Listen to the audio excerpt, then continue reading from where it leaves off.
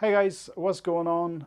My phone's cover lens has been damaged, so today I'm gonna need to remove this one. To remove it, I need to use this hair dryer to give it a heat, and then I will see how it goes. Let's get started. I'm gonna use this timer to use this for 30 seconds.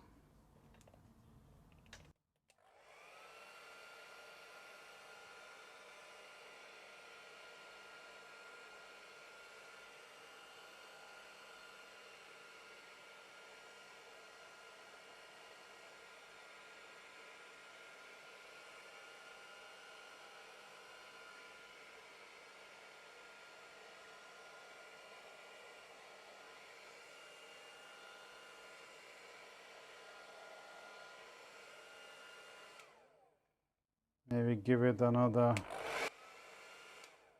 few more seconds.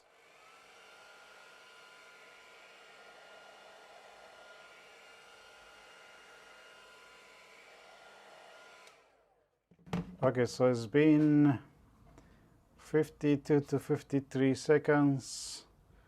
Let's see.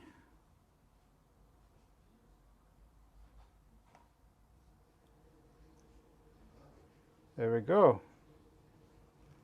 It just came out so easy.